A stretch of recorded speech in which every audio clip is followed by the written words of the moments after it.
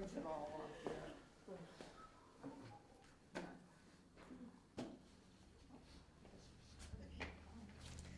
Welcome everyone to the League of Women Voters. We're going to do a discussion on ballot question 2, and that would be on the MCAS and the elimination of the graduation requirement. The League of Women Voters did not take any stand on any ballot questions this year. So in order to do a program like this, we had to do the yes and the no. So that's what we're doing tonight. And I'm Paula Lee. I'm also a member of the board of the Grafton, Shrewsbury area League of Women Voters.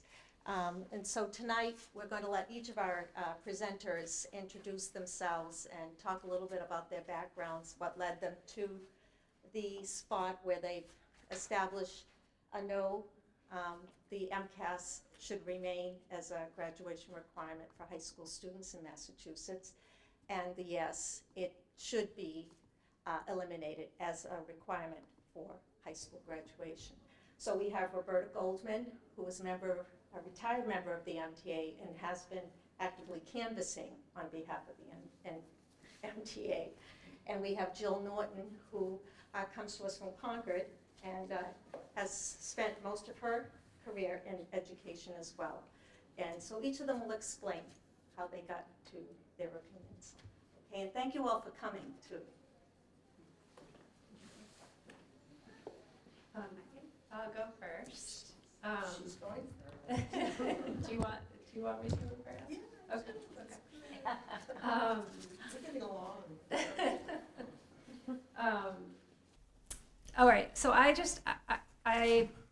I'll give you a little bit of background about me, and then I just want to walk through some points. I'm thinking of this ballot initiative in terms of reacting to it in terms of heart and head. And so speaking from the head and intellectual side, I'll provide you with some facts. And then I'll tell you a little bit about my story, which is why I'm here, which is more about the heart. So, but my background, I started as a teacher. I went to school for teaching. I taught elementary school, and then I taught Montessori preschool. And then I went into working in nonprofits. I went to graduate school and started working in education policy. So I ran a think tank called the Rennie Center, which does work in education policy. And then I worked for 3 different Massachusetts Secretaries of Education in the Executive Office of Education. And then I went and worked for a consulting firm. Now I do my own consulting, mostly for national and state education nonprofits. So in terms of thinking about this ballot initiative, sort of from the perspective of the head, just some facts. So some of the information about MCAS makes it seem as if this is one test score that decides a student's future. It in fact is multiple scores on different tests. So the students, as I think probably most of you know, have to take an English, math, and science test. 90% of students pass those tests on their first try, and then another 6% pass on their second try. So by the time students have taken it twice, 96% of students have passed. Students can retake the test multiple times, and if they don't pass, they can file an appeal. Their district can file an appeal on their behalf. Passing the score, so this is important for why I'm here, my son's story. Passing means scoring in the 10th percentile. So it means getting between 27 and 19% of questions right. That would get you a passing score to earn your diploma. So right now, about 1% of students a year don't pass. It translates to about 700 students across the state, across our about 70,000 seniors. It's also important to know that educators have been involved in creating the standards that the test assesses all along the way. So this is a customized, I think most of you probably know, MCAS is a customized test for our state's standards, which educators created, teams of educators across the state, and then teams of educators across the state have facilitated some of these processes where our standards are revised periodically, and it's all educators in the room from across the state in various grade levels. So about 265 educators also participate in the test itself, reviewing test items and providing feedback on those test items. And about 280 educators have participated in standard setting, so where you look at what threshold scores should fall in for students. That's determined by educators as well. In terms of the impact of the state of the test on 10th graders across the state, so when this test was first created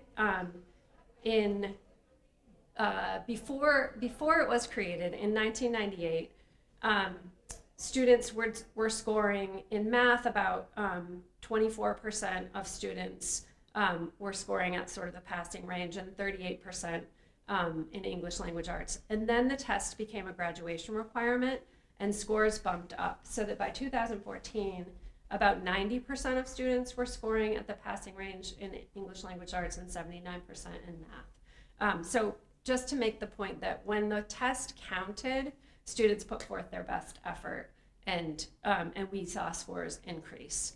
At the same time, graduation rates increased and dropout rates decreased. So fewer students were leaving school before earning their diplomas.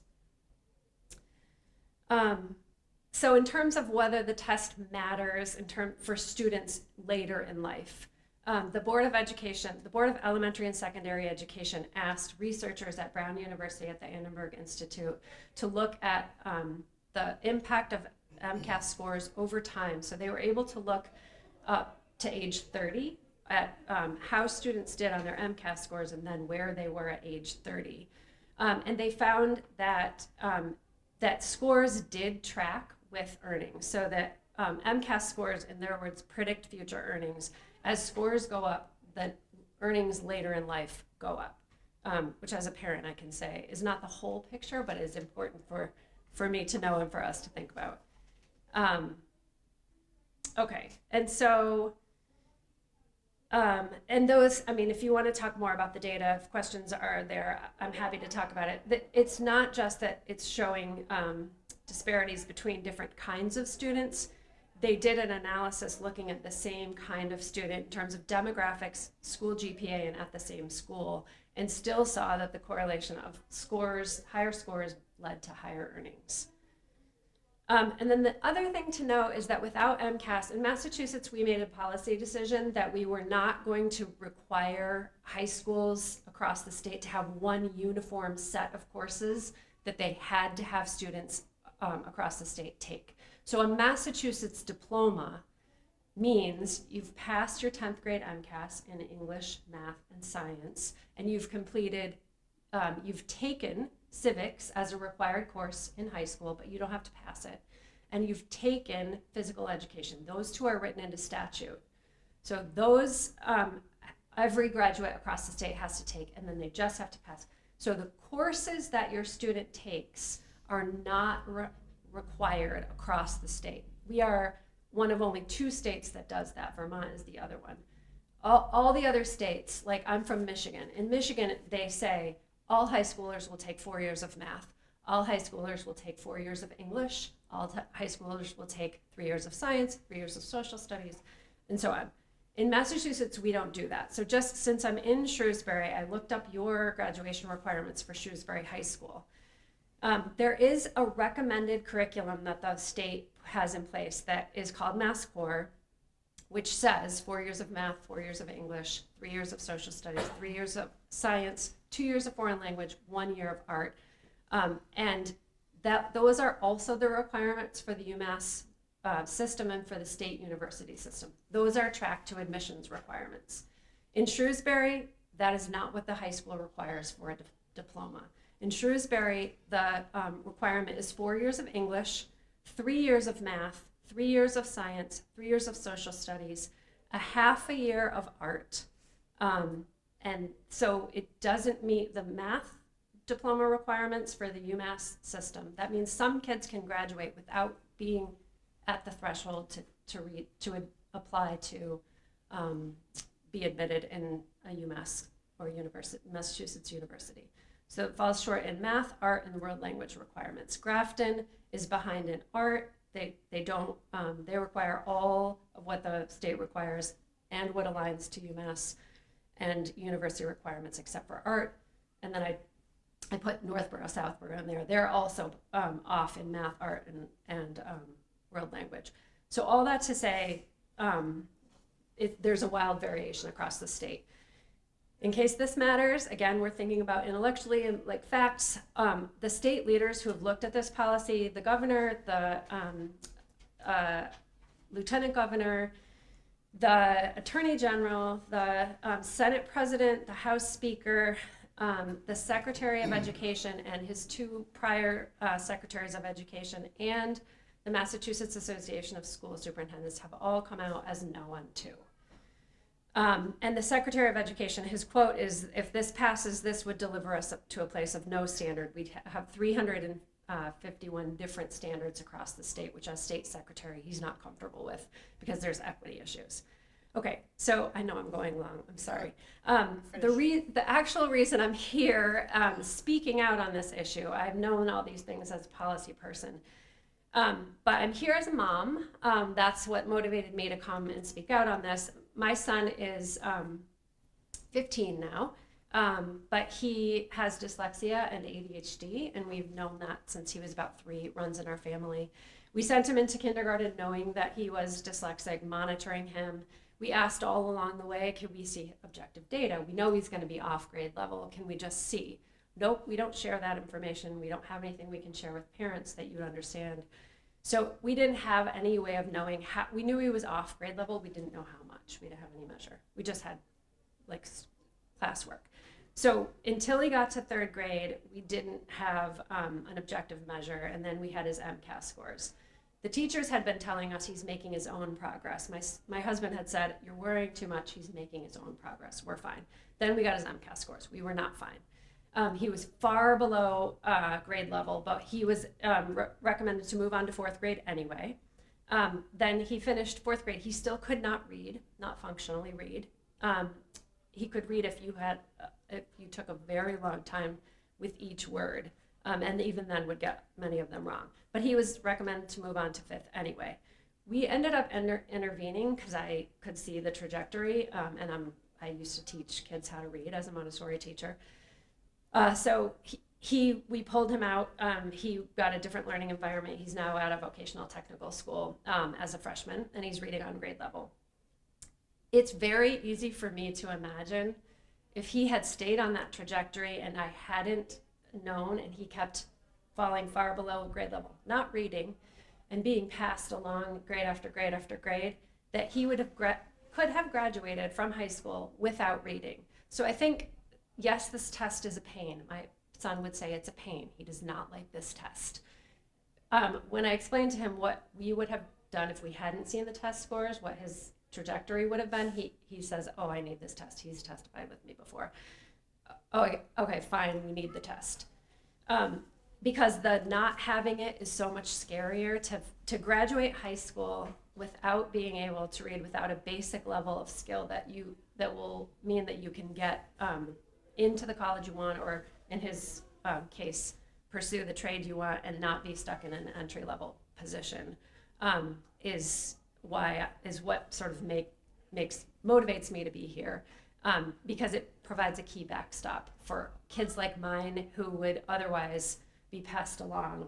He's a sweet kid, he's a funny kid, he's a nice kid. He couldn't read. And so to stop that from happening, we need an objective measure across the state that says, here's where we are compared to grade level standards, and here's where we need to shore up some skills before we're actually ready to go out into the world and do what we want to do in the world. If he doesn't get that in high school, then I'm going to be looking for courses for him and shoring up those skills, because he won't be able to pass the plumber's test or the journeyman test or because if he can't read. Anyway, so I will stop there.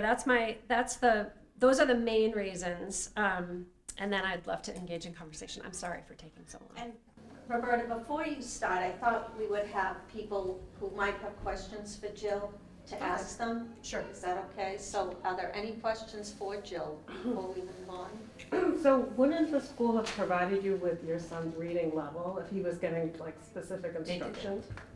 They wouldn't, we asked at every conference in fall and spring, where is he in terms of grade level? We don't really talk in those terms. What about, was he tested as for dyslexia for specific He was learning tested for disability? dyslexia. It didn't tell us where he was on grade expectations. It showed us we got IQ scores, we got fluency scores, we got phonics scores. It told us about him, we knew all about him. What I didn't know was, yes, but compared to peers, where are we? And that was helping us target what we needed to give to him as supports, but I had no window into what does making his own progress mean as compared to like where he should be with his peers. I didn't have any, until the third grade MCAS, that's what we used it for. So was he on an IEP? He was on an IEP, starting in second. Because I know, I mean, with my kids, they have dyslexia too, but they had a reading specialist and then that reading level was key. Like every progress report you I would didn't get the get. data. Okay. Thank you. I know, and it wasn't Concord. We just moved to Concord. So I can talk to you about the district we were in if you want. And it's a very similar story to a lot of dyslexic families. We didn't get the data. And the way the initiative's written, it wouldn't eliminate what you were able to utilize for your child, correct? Correct. It would, however, mean, so my son was just asking me this. He said, yeah, but so if this thing passes, I still have to take the test. I said, yes. He's like, oh, yeah. He said, but what will happen to me if I don't pass it? I said, you'll get your diploma. He's like, oh, then, like he's not going to do his best because there are no consequences. But kids in 3rd and 5th and 8th grade aren't doing it Correct, and to that's pass it how for the high school. precisely how my son got moved on grade to grade to grade without reading. If he had been, if someone had said you can't go to 3rd unless you can get to past this minimal threshold, we would have doubled down then to get him to that level, to whatever that bar was that he had to, instead of, he's sort of, and we're just moving him along. There was no sort of like, hold on, this is going to be a big problem. We need to shore up skills now before we keep moving through. So without the threat of graduation, For there him, the wouldn't threat have of been remediation along. For him, the threat of, for him, this is what he says about schoolwork. Mom, you gotta make me care.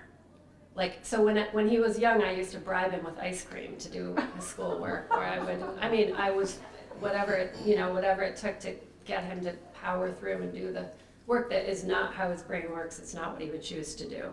And so this is the same kind of mentality of like, why am I doing this? Why do I have to care? Because if you don't get your diploma. And then he's like, okay, fine, all right, I'll do it. And I worry at this, sorry to give you a long answer, but I worry at the same time because when we were in elementary school, and I know this is not how my son's brain works. This is not his best, like he's not gonna be he's not gonna score in the exceeding expectations level on this test. But he only has to get in the 10th percentile to pass. I just need that level because that will show me he's like reading enough questions so that like he's going, like we can work with that. We can't work with nothing, with 0. And this just gives me a little assurance that like, okay, so he's got enough skills to like move to the next thing. And I won't have to worry about remediating him in college if I can see where he is now. Because that's a bigger issue that I worry about. I'm a new resident of Mass, and I never had kids in the school system in this state, so MCAS is, I know nothing about. What grades, when do they start taking it, and what grades do they take it through? Yeah, they take it, it starts in 3rd. This is actually federally mandated, so all states are required to do these tests at specific grades. So it's 3rd, maybe Roberta can help me, 3rd, 4th, 5th, 8th, and 10th. And those are federal, that's why this test isn't going away, because it's a federal mandate. The state has to report those numbers to the US Department of Ed. What makes Massachusetts unique is that we are one of only 8 states that requires kids to pass a test in order to earn their diploma. Again, it's partially because we have no course requirements that require students to complete a certain number of courses, pass a certain number and kind of courses to earn their diploma. Instead, we just do the test. Thank you. Should we all set with? I'm just a little confused, and this is probably gonna sound ignorant, but you're saying the test isn't going away, but isn't a yes vote? What is a yes vote? It means you can fail the test Take and the get your test, diploma. You're It still doesn't- taking. That's why I'm doesn't- worried. It doesn't harm the graduation requirement. Tests are still going to have, Oh, yes, they'll still have to take all the tests. But if you fail, It's you can not a still earn the graduation diploma. requirement. um, That's what the question is about, right? I just had a quick question about exactly how it's scored. You said a few different numbers. You said it's scored in the 10th percentile, Average. 90th percentile to pass, right? Like you have to score better than 10% of people. Okay, so if you have to score in the 10th percentile to pass, but then 96% of kids end up passing it. No, more than that. So on the first try, 90% of kids pass. So that doesn't have anything to do with scores. It's just the total number of kids who pass is about 90%. So nearly all kids pass on their first try, and then they're on to other things. Of the kids who don't pass, so then on the second attempt, another 6% of the total population of students passes. So after 2 attempts, we're at 96% of kids in the state are passing these tests. They're on to other things and not remediating. What we're worrying about, why we're having this conversation, is what happens to those 4%, many of whom are English learners and special ed kids like mine, who have to take the test repeatedly to get their, and get support to get their skills up. so all of this means that if the test is still taken, you would still have received the information that you needed in third grade. If this passes, I will still get those scores. What worries me, and I need to let Roberta talk, what worries me is my son not taking it seriously, so I can't trust those scores. And having teachers say like, don't really worry, we're not focused on those, so you don't need to put a lot of stock in those scores. But that's the only thing I have that tells me because he's the one I have to worry about. So I can't just sort of say like, he seems like he's doing fine in life, he's gonna figure it out. I have to be like, wait, he's low, but how low are we? And are we gonna have a problem when it comes to like him wanting to do something after high school? Yeah. And we can come back after Roberta presents, if you find after hearing Roberta, you have questions. All right? So Okay. take the So floor first there. of all, thank you very much for the information you've given all of us. And by the way, some of the recommendations for this change for MCAS is that the families need to be involved first. And that's why, because they believe that not enough information, first of all, children of families who have families involved are the ones that actually make the difference when it comes to any changes for our children.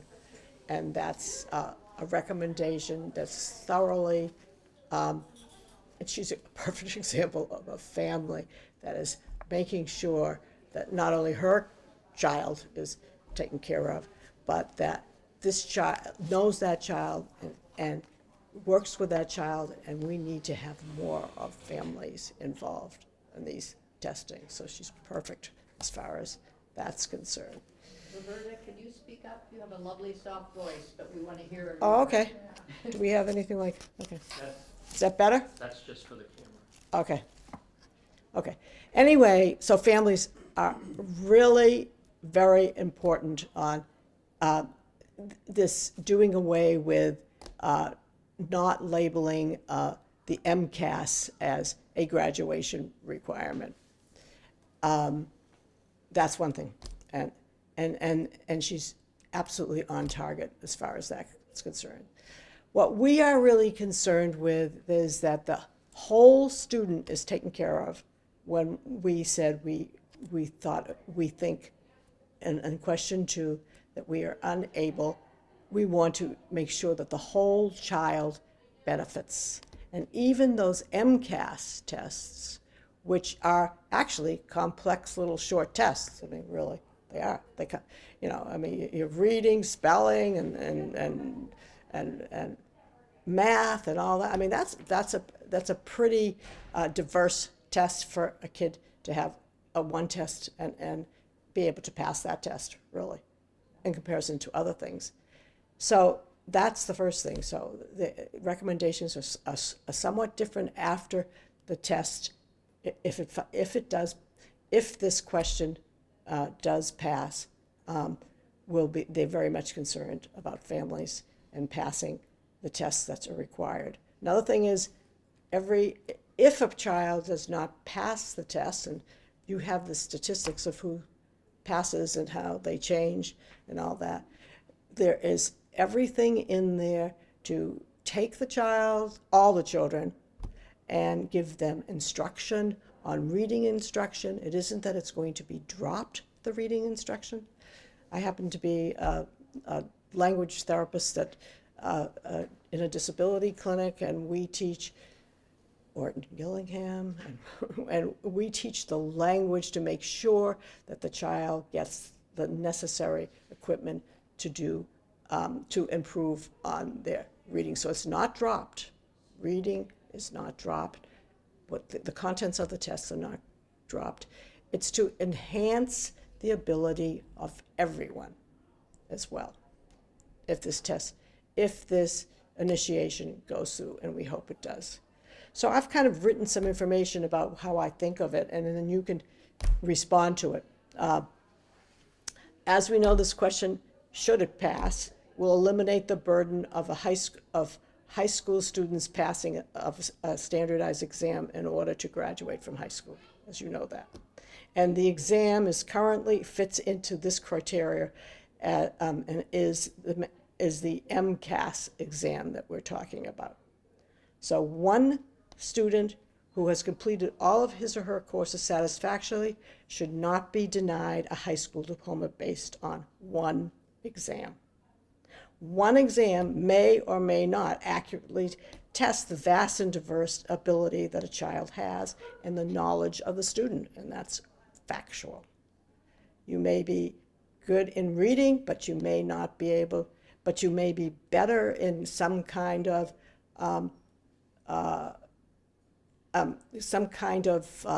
conditions about higher education or higher means of thought, and you aren't tested for that. So it's very much a need, again, to have included much more in these. If you're going to have a test, to have much more involved to bring out the strengths of all our children. And one exam just does not fit it. So the ballot proposal, should it pass, will not eliminate the MCAS, as you know, and it will merely eliminate the passing of the MCAS as a requirement for graduation. Now, the MCAS will still be taken, as we know, and I mentioned. Then instead of being denied a high school diploma, that child will be directed to improve on various aspects of the student that the student needs to pass the test. And you can see the results in Massachusetts are improving, although we still have percentages of children that need remediation, and they will be getting it. Okay. It's been said that the MCAS with its absolute pass and criteria is a good preparation for high stakes exams that will come later on in life. Well, the MCAS is not a good example of preparation for a test that you would get later on in life. For example, maybe when we have kids that are trying to be lawyers and all that, and they take the bar examination and all that, And they know that even if they pass that bar examination, that has nothing to do with whether or not what they're going to do when they're a lawyer, and how proficient they're going to be when they're outside. They understand when they're 20 to 30 that that's just a bar examination to pass a criteria, but they have the ability by this point to decide whether or not what kind of law they want to practice.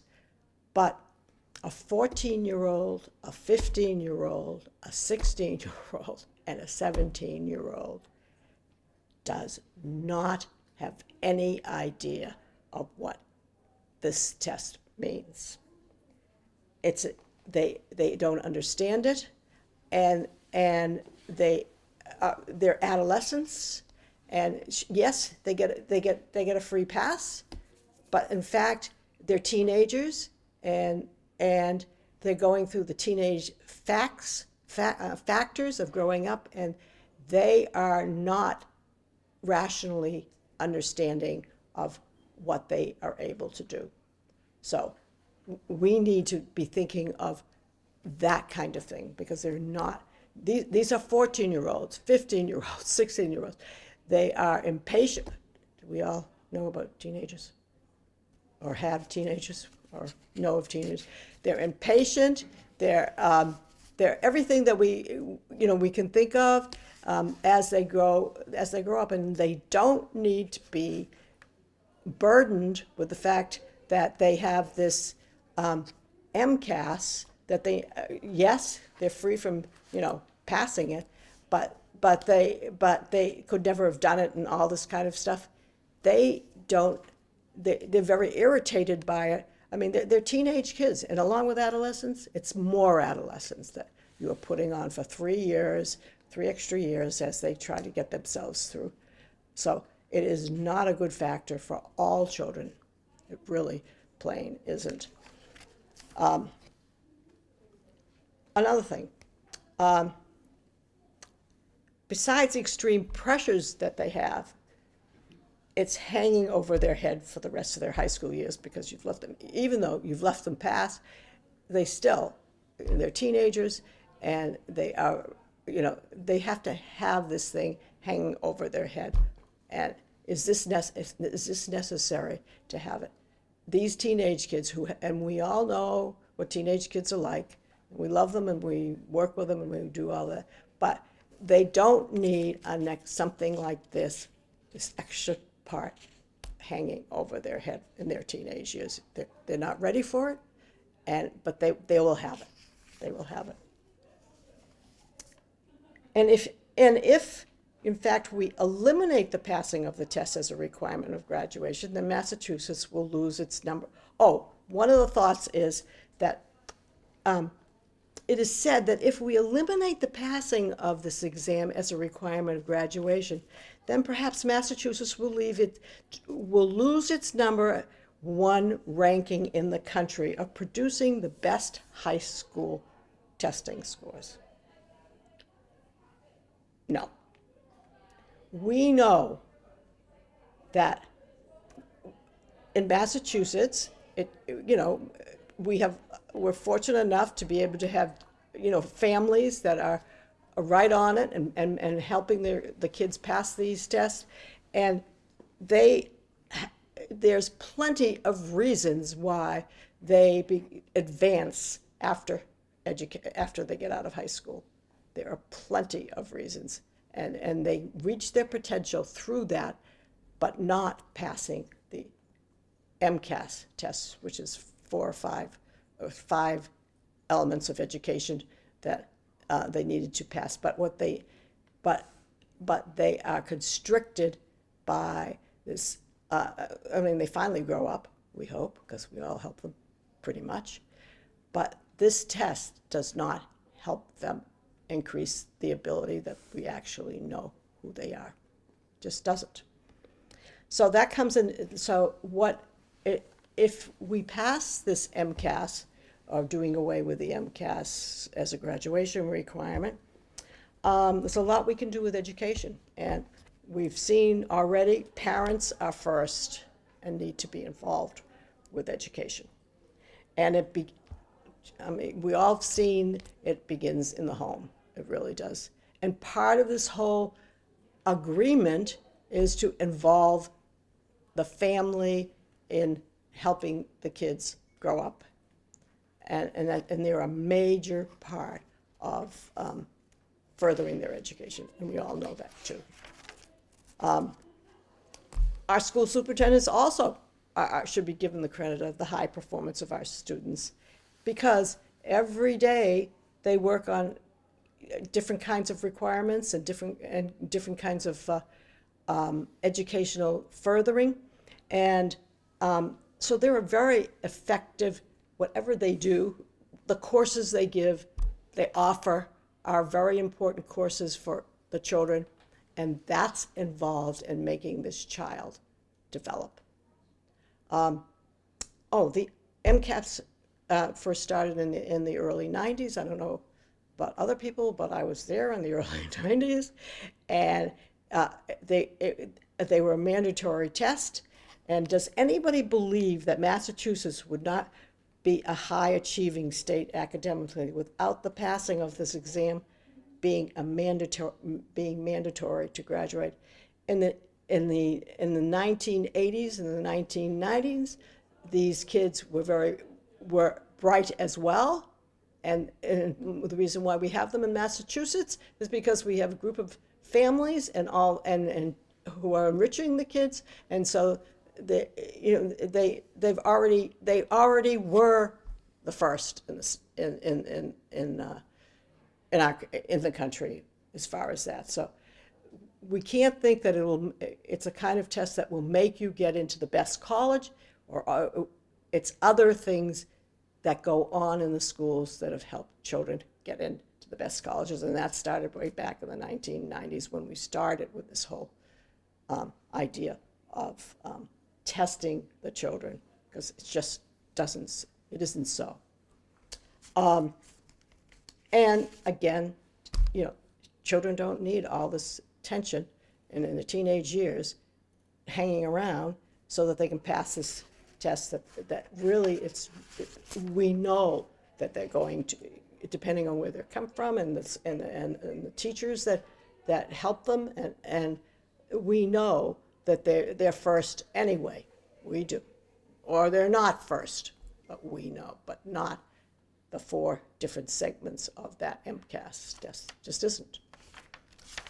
So I guess, every teacher knows this. Oh, teachers.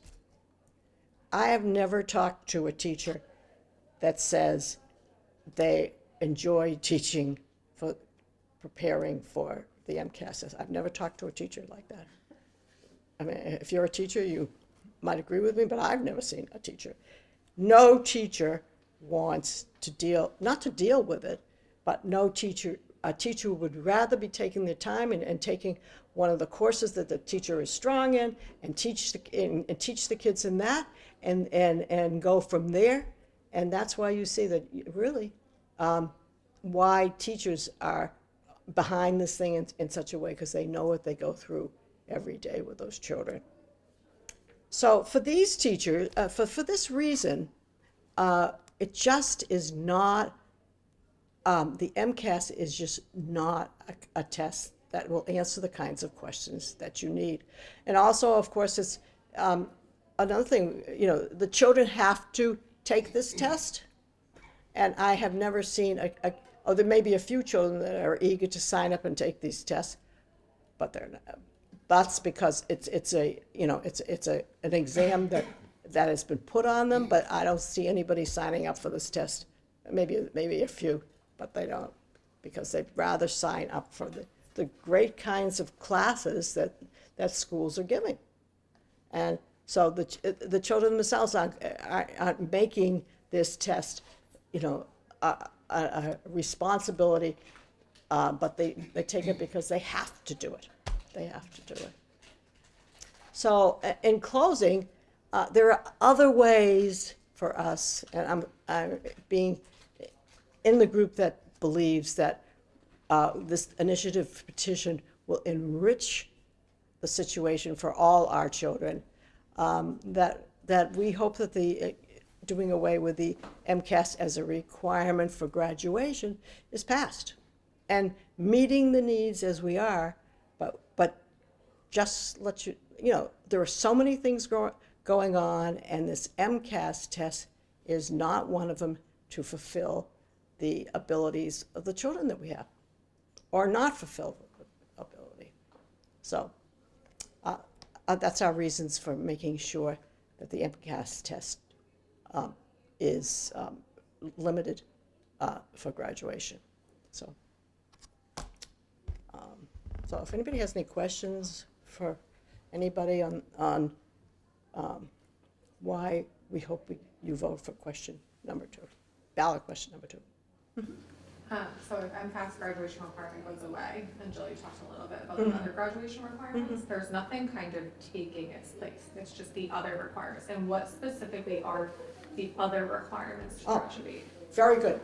Oh, by the way, there is a large organization that's going to be formulated, that is formulated and approved by the state of different kinds of curriculum, that we will offer.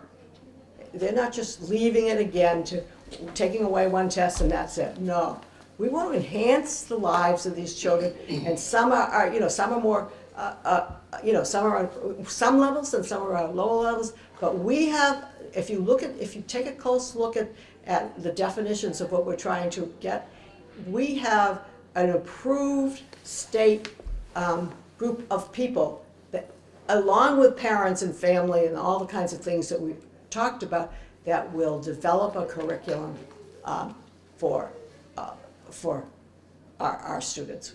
Yeah, so it's definitely in there, it's written in there, and it just enlarges the idea of improving what we give to our children. But it's a definite must, and we have it, and we don't have it now. I'm gonna ask the second question so you can answer them together. Okay, good. I was gonna respond to that. Yeah, so what's the graduation requirement, and then with that 1% that doesn't pass the MCAS, what percent of that 1% does not then graduate? Well, all of them. I mean, is there an additional percentage that does not graduate for other reasons? There is. They did, correct. So to your second question, there is a larger population of students that does not graduate from high school, doesn't get their diplomas. But it's because they didn't go to class, they didn't pass their courses. There was 700 students. I wish the number were 0, but about 700 students. And like I said, most of the students are English learners and students with disabilities. So I wish we were here having a conversation about what do we do for those 700 students.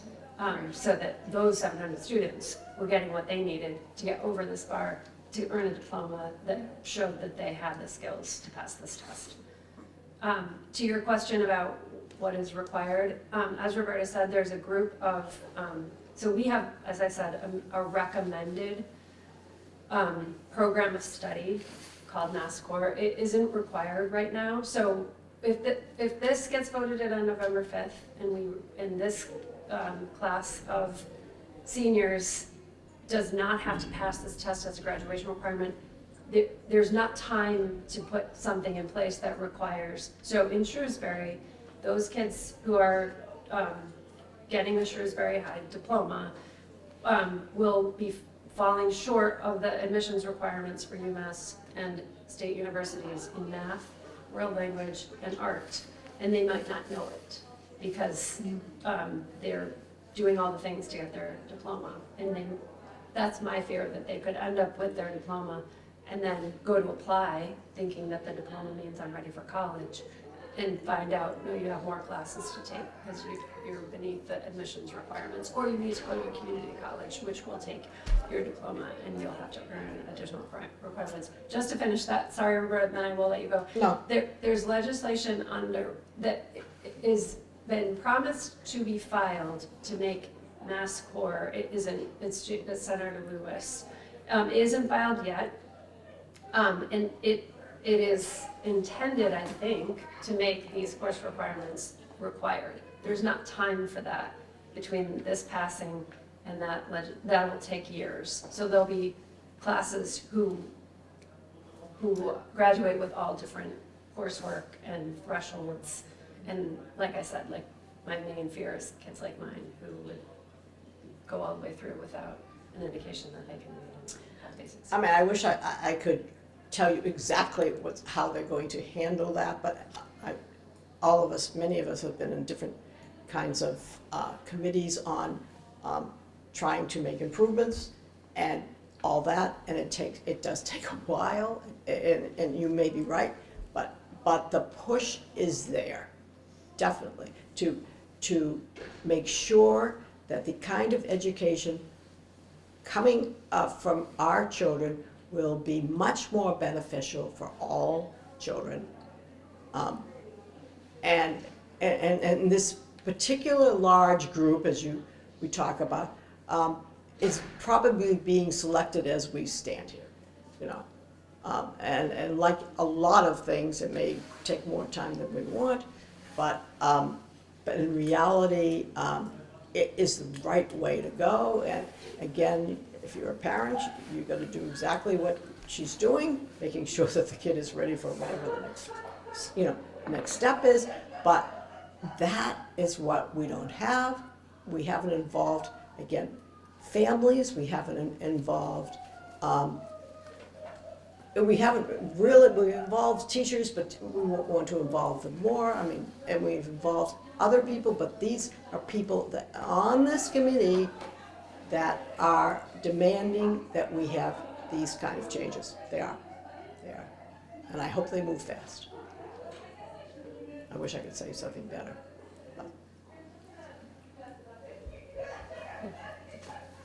How long has this been required for graduation?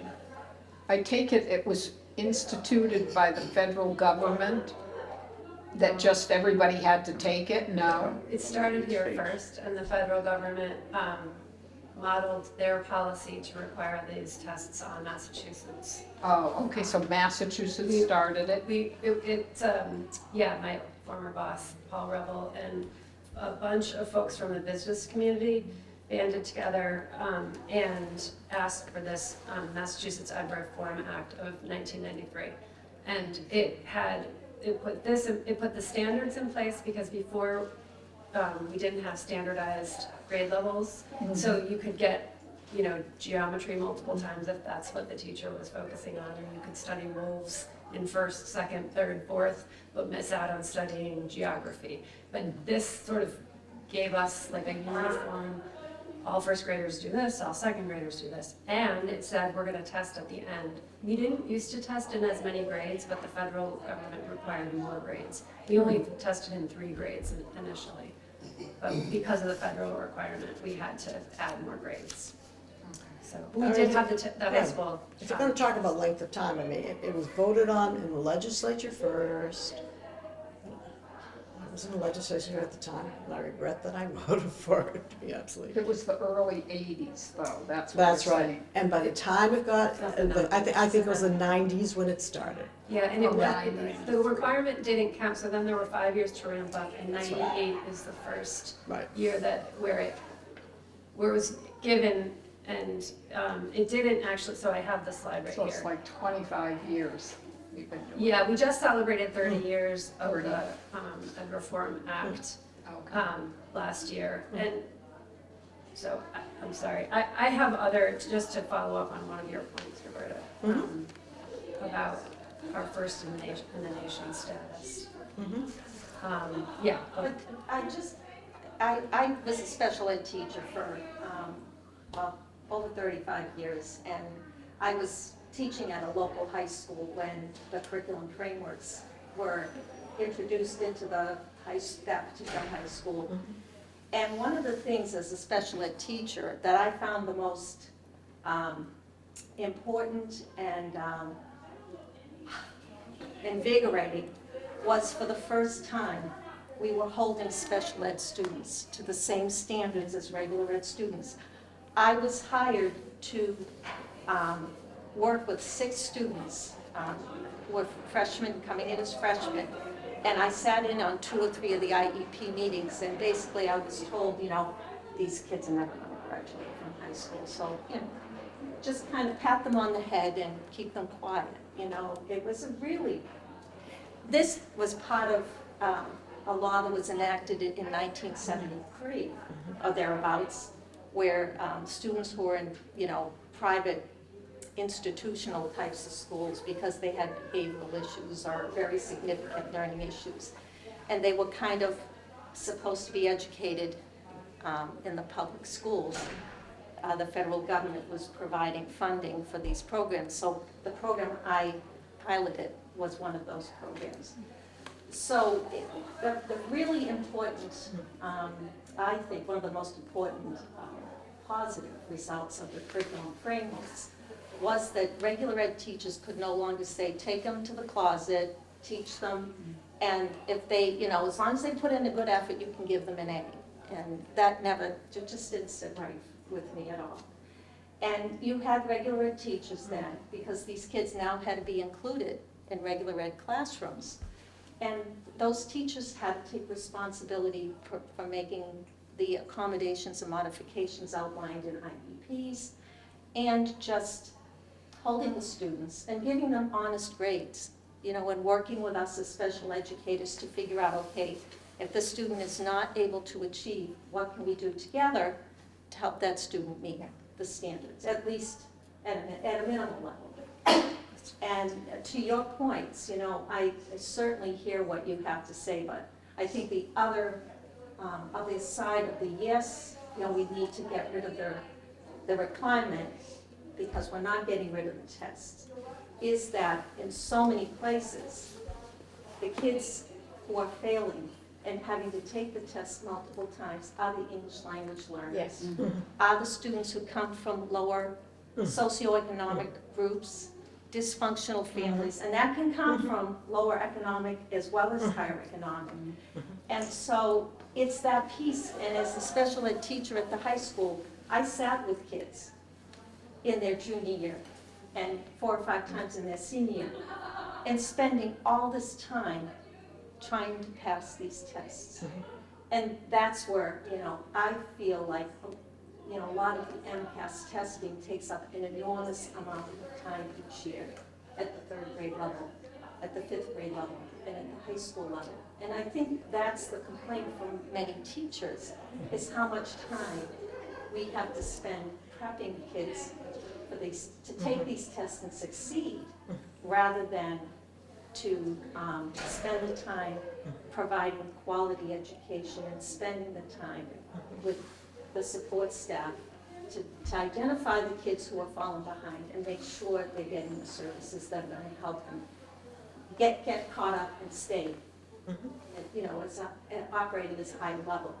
And another point, I think, is that we do have a lot of students graduating from high school who may qualify to apply to UMass Amherst or any of our state colleges, but in fact have the skill set, for whatever reason, that they should be looking at,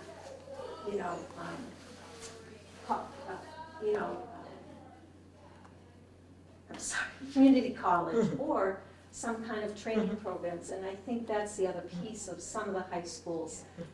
Kids are too embarrassed to say, I'm going off to Quincy, or I'm going, to another different type of program in a 4-year college. And so there's that piece of things too.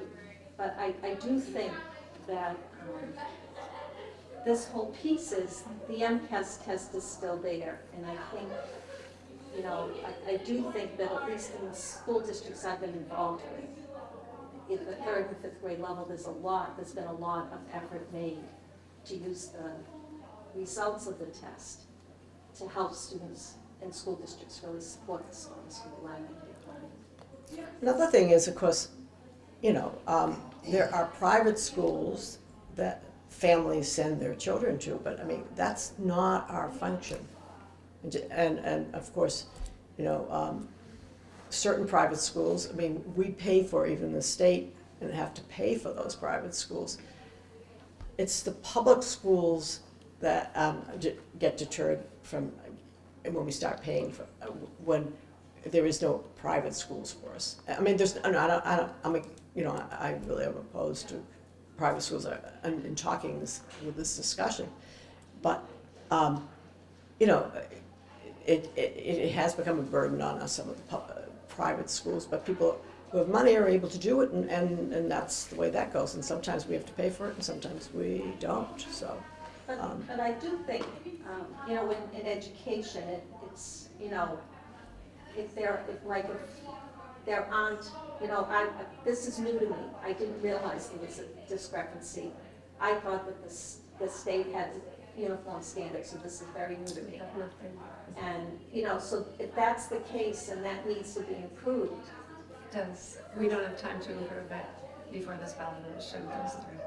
So, yeah, I mean, you made the exact point I would make, which is, I worry, you think that, which I totally get, that because the scores are there, it will generate the support that students need to get them where they want to go without making it a requirement. I worry that without making it a requirement, we'll go back to the old days where folks said, it doesn't matter what gets on the test score anyway, so. Well, the truth of the matter is they are taking the test. It's just, they're taking it, Right. but they're not. Or below 10%, and Yeah, I mean, even 10% is, it's. Right. And that's important in itself, but it's also the fact that it will not harm the graduation ability of these kids. It'll drive them nuts that they are doing it, but. It will harm my son to graduate with. And a family like hers, and I hope everybody else has families like that are on the ball on this thing. You know, not saying everything is perfect, but it is a step, I think, in a direction that we can take. You know, we can take into concern the whole population. We really can. Yeah. Well, I would say everybody in this room has children in that category of parents are involved, but I too am an educator, but I can say that there's a large population where the parents either can't be, or maybe it's the language and they just don't have the ability, so, you know, that's, we do have to, we are part of helping those families because they are unable to, We are. they're part of our Yes. state, They are. you know. We are. You know. I just had a question. In consulting, do you feel that the MCAS is a good diagnostic, longitudinal diagnostic test for a child? Because, oh, sorry. Well, it depends on, so I would not rely on it, so my kid has dyslexia and ADHD. I would not, MCAS is not for telling me, like, how his brain works, and. Oh, I don't Do you know what I even mean? mean that. I mean, like, you're Is it a taking predictor? MCAS in grade 8, and then you're taking MCAS in grade 10, and it's literally a different content. It's based. So they're saying and when we've crunched the numbers, we're crunching the kids this year versus the kids last year, and not necessarily the same kid the same way, because the test is actually different. Whereas, like in my district right now, to your point about testing days, of the last 35 days of school, 14 of them are standardized tests in 8th grade, because my district says the MCAS isn't a good diagnostic test, so we give the MAP test. So then we have to give MAP tests in different subjects. So there's no teaching going on literally the last month and a half of school because of standardized tests. So as a diagnostic, the MAP test is something we utilize in the special ed meetings, not the MCAS to the same way. Yeah, no, it's two different issues. Yeah. I think there is, so this too much testing argument has to do with more than just MCAS. Because in my kids' districts, they really were, there was a ramp up a week before they started talking about MCAS, and then they had the MCAS week, and then we were on other things. It was a blip for them, for my younger one. My older one, parked himself with the snacks in the test-taking area and spent the entire week, because it's untimed, just taking his test. So he wasn't doing any learning that week, but it was just that week. I think what you're talking about is this, like, we're hungry for data, but then the downside of that is we've got kids and teachers who are testing, and when, yeah, but that's not related to the ballot issue. That MCAS piece isn't the data we actually utilize to help the children. It's the map data. That is the formative data that you use. But that, as a parent, I need the MCAS data. I need to have, and it's not every year. So I just need the timestamps of like, how are we looking, especially when we look at reading and ELA, are we on the right trajectory as compared to grade level standards? I want my kid to be held to what the educators in our state said every fourth grader should know, every fifth grader. I want, just as Paula was saying, my special ed kid, I want him held to those. I don't want somebody saying, don't worry, he's not gonna get this. So this is a way for me to check, is he being held to those, and how's he doing? With full disclosure, like, I'm not expecting him to like be in the exceeding, and I'm not pushing him for that, but I need the data. We need more parents involved in this whole thing. I really couldn't do. agree more. No, I couldn't really. agree more, yeah. The data might also not be super accurate for like the kids that have test anxiety, right? So those kids will perform worse. Maybe we'll get a better idea of their true scores if it's eliminated as a graduation requirement, because then they won't feel the anxiety. So I wish there was like a middle road between those two things of like, this matters, but not so much that you're gonna feel overly anxious and then perform worse because of that. Yeah, so there's actually a particular appeal. I think people don't know about it. There's an appeals process for exactly that kind of student. So the student can say, listen, I don't test well and I have anxiety, and this is going to make my anxiety spike. And so your district can file on your behalf, and you can do, there are different types of appeals. So you can choose which one, but you can do it does not let you off the hook. And it is somebody objective, this is what I care about, because we may have to do it the appeals process. But it is somebody objective, not the teachers who know and love my charming son, who are evaluating the portfolio of his work against a benchmark of what our 10th graders supposed to be able to do. And that is at least an assurance that like he's got some basic level of skill. So I just hope that for those who haven't voted or will vote, that you will consider voting yes on that ballot question number 2, because it really is not harming these children. We're trying to get the most from these children and also from the community to help all children get through. And so, yeah. I have not taught for 30-some years. I did teach for a couple of years.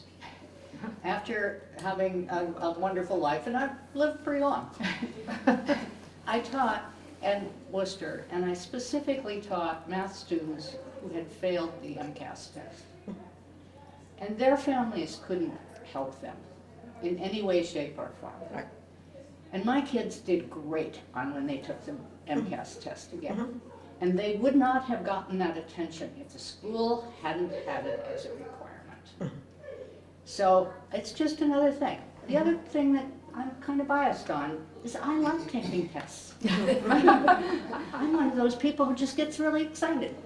And I think that there are kids who cannot take tests, the anxiety is level, but there are an awful lot of kids who can be comforted and taught to take tests.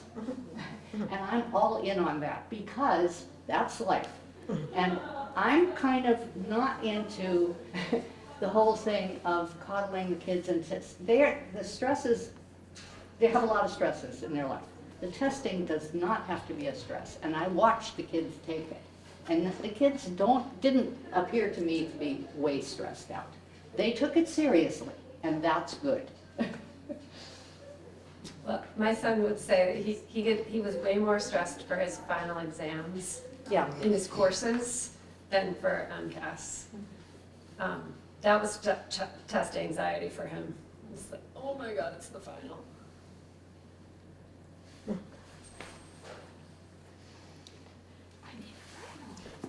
And I dropped out some. So are there any questions or comments before we close? So I'll add a comment. I'm not an educator like my wife, I'm an engineer actually, or now a retired engineer. But I hear both of you speaking and saying things that resonate with me. In your particular case, you have a particular child with a particular need, and you're more focused on the greater group. In an engineering environment, when you have a problem, quality or safety or things that could be equated to this, you look for the new answer before you throw out the old one. And I'm hearing words that acknowledge that we need to create some new things, we need to make some changes, we know we're not doing it all. So it sounds like we do need to make a change. The question that comes to my mind, is it this November, or are we not ready to make that change yet? That's the thought that comes to mind, so I thought I would share that. All I can tell you is that we started, I This think, time. when did we say? Until it's fall. 2020 or something like that? No. When we started this MCAS and all that, it was, Oh, when we started the testing? yeah, That goes back to 98. 1998. okay, 98. And so, how much longer do you want to wait? This kind of thing. Until you. Until we have something to replace it. Right, That's a protection And- for kids like mine. right. So even if 1% get protected by this for now, it's worth it for that 1%, until we can make it better for 100%. I don't know if you're saying that that's, I think that's just what you're thinking. That's my thought Yeah. process, yes, as I listen. Well, being a teacher, I mean, teaching that for all those years until I finally retired, I don't know. This isn't changing the world by saying, just eliminate the fact that it's not a graduation requirement. But I think we're at the time that they deserve to have some kind of movement to make sure that it happens for all children. So one last question, Jill. You're saying that if the graduation requirement does pass, so it's not going to be a requirement anymore, then kids are going to be in danger of not having the appropriate coursework to get into state schools. That is a separate issue to this point about, that exists already. Okay. I think most people don't know it because we rely on the MCAS scores to know where our kids, and we figure, you figure the district has it, and the graduation requirements, I had assumed before we did this look, that, they were aligned to college admissions requirements. And in districts that you would guess, based on college enrollment, college completion rates, you would guess they're aligned, they're not. But my sense is that if wouldn't districts then have to look at more immediately beefing up their coursework so that they don't put the students in danger of not being able I to? hope so, but there will be nothing that requires them to do so. Yeah. But I they're in mean- danger anyway, right? Say that again? Even if we keep that MCAS for the graduation, they're already still in danger of maybe not getting, Correct. so. Yeah, so then, but as a parent, I've got nothing. I have no test to tell me where they are, and I have no course requirements. It's a paper. I think just my sense, It's not a. having worked at the high school and working with guidance, that the guidance councils do know what the colleges require. They totally do, and they'll direct kids They direct accordingly. kids to take the coursework, even though the expectations at the state level aren't uniform. But I do know, because the school, Yes. the high school I taught in was an upper, that a lot of kids got into college. Yeah. And I do know that, even at Shrewsbury High School, I know that the students are kind of, from the get-go, you're kind of encouraged to take extra coursework. Yes, to go beyond. Yeah. I worry about the kids like Yes, mine who would yes. be tracked without his choice or acknowledgement or participating in that conversation, he's going to be, it would be hard for him Yeah. to do the extra math. It would be. Yeah. But he also wants to go to college, Right. so he's going to need to do the hard thing. Right. Yeah. And there isn't a requirement taking him. And I totally understand well-meaning teachers guiding him away from that hard stuff. I totally get that. It's really hard for him. Yeah. So it wouldn't be out of malicious intent at all. I Right. totally know that. But it would still be hard for him to not be prepared Yeah. for college. And he'd have to go to community college. And he would be embarrassed because his friend would be moving on. And he would be stuck. And so, so I didn't realize as a parent either that I have to monitor that at his high school because there isn't a state requirement. And I do think that's where the family has to step in and know what their expectations are for We their need so child. much family engagement in our state. We do. We do. We do. You know. So again, I want to thank Jill for coming to us. Thank you. And for the audience, thank you all for coming and asking some great questions.